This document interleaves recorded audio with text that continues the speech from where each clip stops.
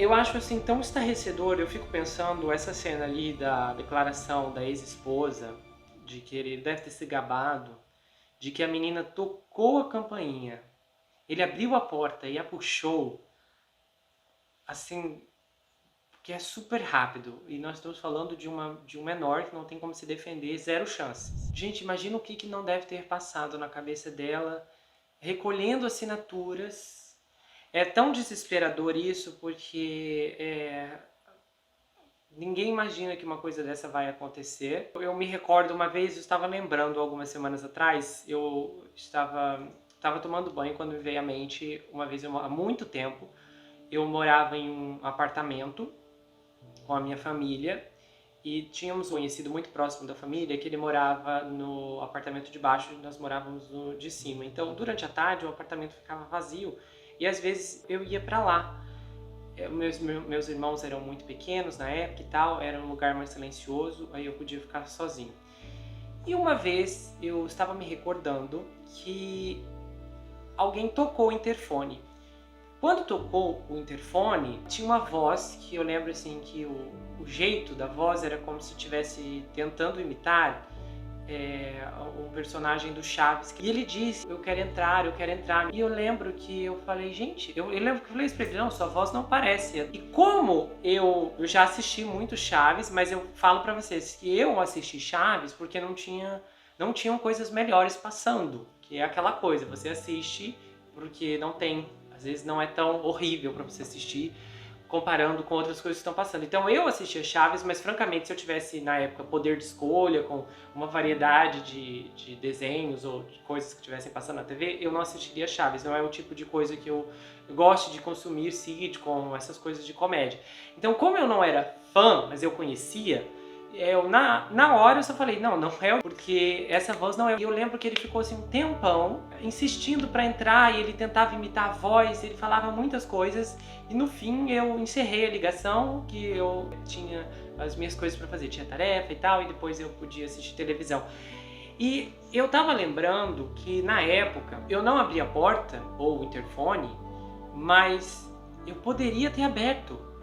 Porque não passou pela minha cabeça, esse é um estranho com desejos malignos querendo fazer uma atrocidade contra a sua vida. Simplesmente não me agradou porque eu pensei, sabe, não me veio essa maldade, mas eu fui, pelo menos, eu tinha, tentando fazer assim, mais ou menos, um cálculo de idade, eu poderia ter na época uns 5 anos.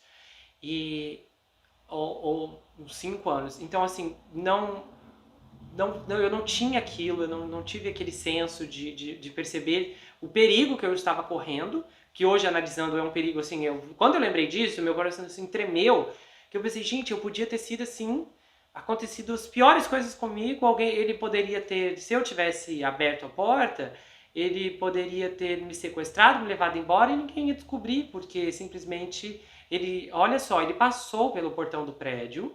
Eu acho, inclusive, que era um portão, pelo que eu me recordo, era um portão que ele especificamente não ficava trancado o tempo todo. Então ele passou pelo portão e tocou, como era o apartamento ali da frente, era o primeiro, assim, ele tentou alguma coisa e Deus sabe o que ele estava procurando ali.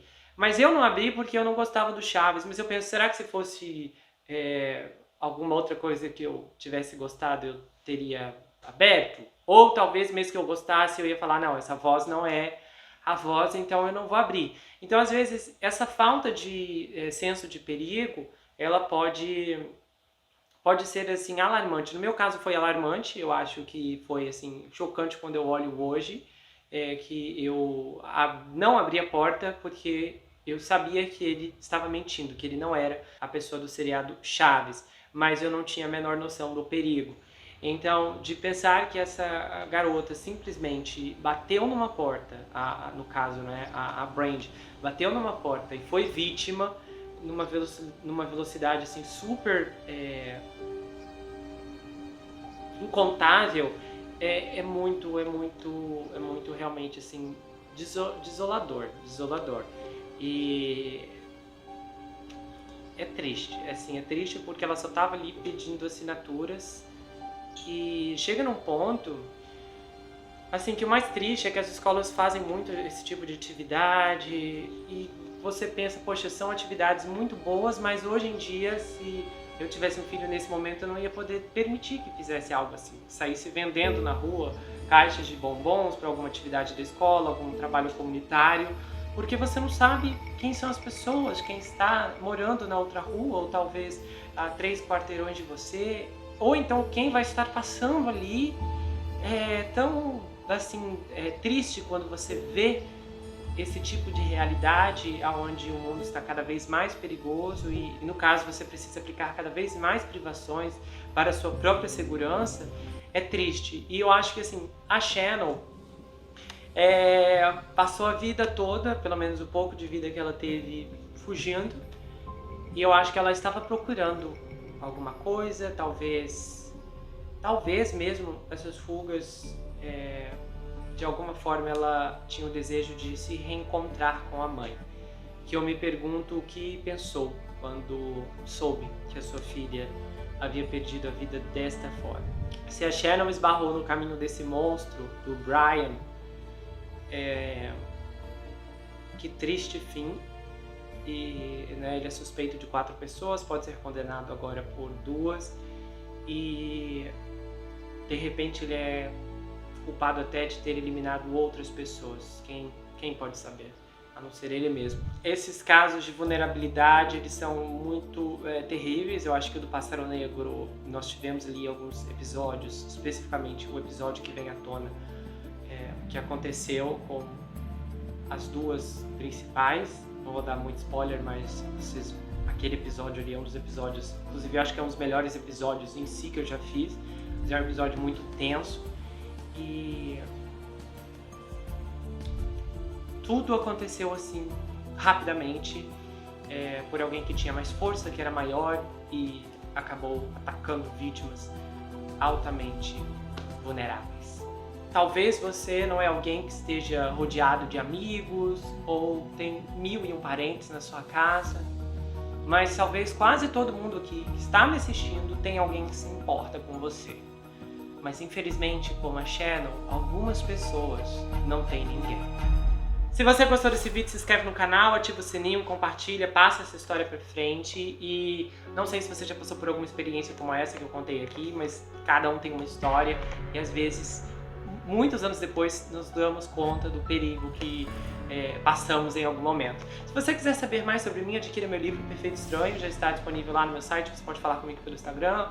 O livro é enviado para qualquer lugar do Brasil, quase qualquer lugar do mundo também. Ele vai com um autógrafo se você quiser, marcadores, um pôster exclusivo. Ele conta a história de um rapaz chamado Jack Wilbur que se vê preso em uma terrível maldição hereditária enquanto ele precisa enfrentar um serial killer. E esse livro é escrito em formato roteiro, então ele é muito dinâmico e é muito bacana também.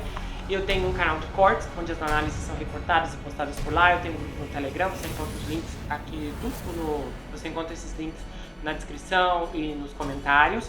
E você pode me seguir no Instagram, ok? Lembre de conhecer as outras atrações. Se você é novo aqui, seja muito bem-vindo. E a gente se vê no próximo caso. Não esqueça que aqui você sempre vai ter um amigo. Até mais, pessoal! Não é só 1, 2, 3, 4, 5 acusações contra Ezra Miller. Difícil não perder a conta com a quantidade de denúncias que serão expostas aqui hoje. Essa celebridade está em apuros e você vai entender tudo, todos os lados. Das alegações de seita, aliciamento, agressão e sequestro. A linha do tempo de quando tudo começou até agora.